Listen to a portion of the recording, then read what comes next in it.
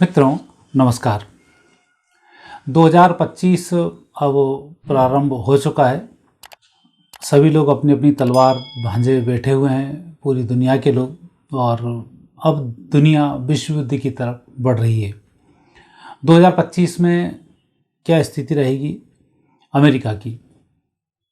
America, रूस, चीन, Germany, इनकी स्थिति जानना बहुत आवश्यक है। और भी 10-12 परमाणु संपन्न देश हैं, कुछ परमाणु संपन्न देश हैं, तो उसमें ये संकेत मिल रहे हैं कि आपस में एक भीषण विद्रोह छिड़ने के संकेत हैं। हालांकि 2025 नवंबर के बाद होगा वो, पर अप्रैल 25 के बाद ये स्थिति चेंज होने लग जाएगी और सबकी सोचों में अंतर आने लग जाएगा और समस्त जितने भी राजे रजवाड़े हैं देश दुनिया के, वो सब अपने अपने स्वार्थ को साधना शुरू कर देंगे। ऐसा ही एक बड़ा रजवाड़ा है अंकल सैम, अमेरिका। इसकी दादागिरी से तो सभी देश परिचित हैं। हालांकि कम से कम उसने बहुत सी चीज़ों को नियंत्रित किया हुआ है। जैसे अमेरिका की धमक से कम चीन भारत की तरफ आँख उठाता तो है, लेकिन फिर उसको झुकानी पड़ जाती है। रूस चीन की दोस्ती बार बार देखने को मिल जाती है। विरोध वाणी में दिखाई देता है, लेकिन कर्म में दोस्ती दिखाई देती है। तो 2025 अमेरिका के लिए क्या खास है? क्योंकि अब नई सरकार है, ट्रंप वापस आ चुके हैं और ट्रंप की वापसी निश्चित रूप से चीन के लिए एक बड़ा सिरदर्द भी है। जियो बाइडेन तो चीन समर्थक थे, इसलिए उतना ज़्यादा नहीं हुआ, लेकिन अब जो स्थिति बनेगी वो क्या बनेगी, उसका हम इस वीडियो में आकलन करेंगे। अमेरिका का मीन लग्न है, चौथे स्थान पर शुक्र मंगल गुरु सूर्य हैं, बुध राहु पंचम भाव में हैं, शनि हैं सप्तम भाव में और चंद्र केतु हैं एकादश स्थान पर। अभी अमेरिका को जो महादशा चल रही है वो जनवरी 2022 से राहु की महादशा चल रही है और अभी 4 नवंबर 2024 से राहु में गुरु का अंतर है, जो 28 मार्च 2027 तक चलता रहेगा। और ये जो सारा गणित है, ये सारा ही मार्च 27 से पहले जिनकी मैं बातें कर रहा हूँ वो सब घटनाएं घटने की स्थिति भी निर्मित हो चुकी होगी और कई जगह तो ये घटनाएं घट भी चुकी होंगी। और कई देश 2027 तक आते आते, जब तक अमेरिका की गुरु की अंतर्दशा राहु में चलेगी, तब तक कई देशों का तो सुबड़ा साफ हो चुका होगा। एक स्थिति तो ये बतलाती है। और इस स्थिति में जैसे इस वर्ष के जो राजा हैं वो सूर्य राजा हैं और मंत्री भी इस वर्ष के राजा मंत्री हैं। और जब दो सत्ताएं किसी एक के पास आती हैं तो आप मानकर चलें कि वहाँ एक ही की चलती है और जो चाहता है वो कर लेता है। तो यहाँ पर जब सूर्य अपनी चलाता है तब आग का प्रकोप बहुत होता है। तो सबसे पहले तो अमेरिका, जिससे अब कैलिफोर्निया की आग लगी, मैंने पहले ही बताया था कि, और वर्ष कुंडली में बताया कि अमेरिका आग, पानी, तूफान, भूकंप, इन सब के बहुत झटके झेलेगा।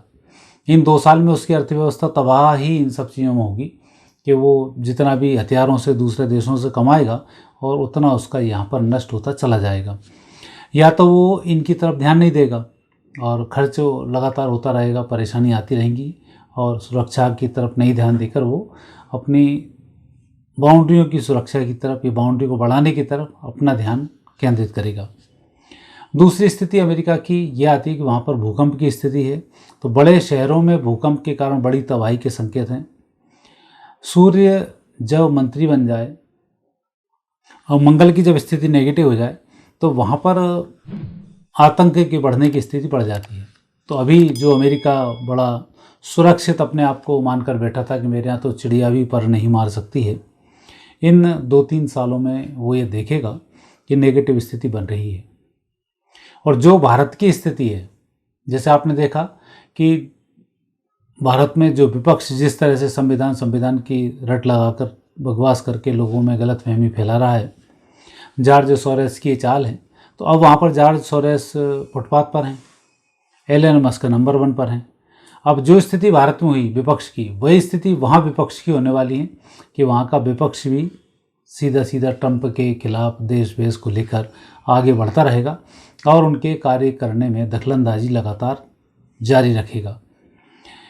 ऐसी स्थिति में ट्रंप क्या निर्णय लेंगे, वो ट्रंप की कुंडली बताती है कि इनका मंगल लग्न स्थान पर है, सिंह लग्न है, गुरु द्वितीय भाव में है, केतु चंद्र चतुर्थ स्थान पर है, सूर्य राहु दसम भाव पर है, बुध एकादश में है, शुक्र शनि है द्वादश भाव में, और अभी इनको गुरु की महादशा में शुक्र की अंतर्दशा यहाँ पर चल रही है। सितंबर 2024 से मई 2027 तक गुरु में यहाँ शुक्र रहेंगे। तो गुरु में शुक्र की जो स्थिति बनती है, तो एक तो आपने मामला देख लिया कि शुक्र का जो मामला होता है महिलाओं से संबंधित कोई ना कोई बदनामी का होता है, तो सितंबर के बाद इनके ऊपर आरोप लगे। ये है चूँकि जेल के योग नहीं है इसलिए इन्हें सज़ा नहीं हुई और खाली वार्निंग देकर इनको छोड़ा है। आगे स्थिति यहाँ पर ट्रंप की ये बनती है शुक्र की महादशा में। शुक्र इनका बली है, द्वादश भाव में बैठा हुआ है शुक्र के साथ में, तो ये पारिवारिक संबंधों को तो बिगाड़ता ही है, लेकिन दसम भाव का स्वामी है, पराक्रम का स्वामी है। और वैसे भी ट्रंप का पहले वाले कार्यकाल बहुत अच्छा रहा है। लोगों ने कुछ गलतफहमियाँ हुई, उसके कारण इनकी विदाई हुई और वापस लोगों को अफसोस हुआ और धमाकेदार वापस एंट्री हुई। तो यह तो संकेत है कि ट्रंप जिस तरह से काम करने के आदी हैं उससे कई गुना शक्ति के साथ काम करेंगे, क्योंकि यहाँ सेनापति है शुक्र और ये सेनापति इनके साथ में चल रहा है अंतर्दशा के रूप में। तो दूसरी स्थिति यहाँ पर ट्रंप जी की यह बनती है कि ये चीन पर नकेल कसने में सफल होने वाले हैं, लेकिन चीन अपनी हरकतों से बाज नहीं आएगा। ये स्थिति भी यहाँ पर बहुत क्लियर बन रही है। तो वहाँ पर कुछ भारत के लिए फ़ायदा होने वाला है और आगे स्थिति भारत के पक्ष में होते होते ये आधे एशिया में शांति का कारण भी बन जाएगी। लेकिन चूंकि एशिया में मुस्लिम देश भी बहुत सारे हैं, यहाँ पर रूस की चाल के कारण मुस्लिम देश शांति से खुद भी नहीं बैठेंगे और दूसरों को, पड़ोसियों को बैठने भी नहीं देंगे।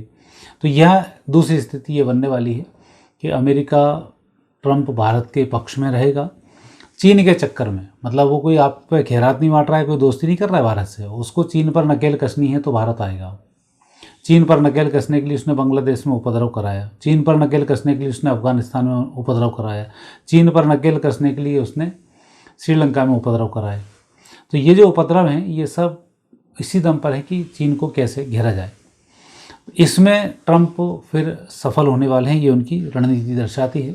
और ट्रंप भी एक ऐसे व्यक्ति हैं जो अपने आप में अद्वितीय हैं, तो निश्चित रूप से उनके आने से अमेरिका को बहुत से मामले में फ़ायदा होने वाला है, वेपन्स के मामले में फ़ायदा होने वाला है, कुछ रिसर्च में भी अमेरिका अच्छी रिसर्च करेगा। तो यह स्थिति इनकी ये बनती है। अब एक स्थिति है विश्व कुंडली की। विश्व कुंडली में कुंभ लग्न है, बुध शुक्र शनि राहु द्वितीय भाव में है, सूर्य तीसरे स्थान पर है, गुरु चतुर्थ स्थान पर, मंगल छठे स्थान पर, केतु अष्टम भाव में और चंद्र है भाग्य स्थान पर। अब यहाँ जो स्थिति बन रही है विश्व कुंडली की, ये संकेत देती है कि जो जो परमाणु संपन्न देश हैं, जैसे अमेरिका है, यूएसए, यूके, रूस, चीन, इज़राइल, ये फ्रांस, ये कुछ ऐसे देश हैं जो परमाणु संपन्न देश हैं। और कुछ देश ऐसे हैं जो जिनके पास परमाणु हथियार हैं, जैसे टर्की है, इटली, बेल्जियम, नीदरलैंड, जर्मनी, इनके पास परमाणु हथियार अमेरिका के रखे हुए हैं। ऐसा ही पाकिस्तान के पास, मैं तो ज्योतिषी दृष्टि से मानता ही नहीं हूँ कि पाकिस्तान पास परमाणु बम है। वो जिस तरह से अमेरिका ने टर्की वगैरह में अपने परमाणु बम रखे हैं, वैसे ही चीन ने भी अपने हथियार पाकिस्तान में रखे हुए हैं। चूँकि पाकिस्तान से न दिल्ली पास पड़ता है, इसलिए उसने अपने परमाणु हथियारों को पाकिस्तान के पास रखा हुआ है।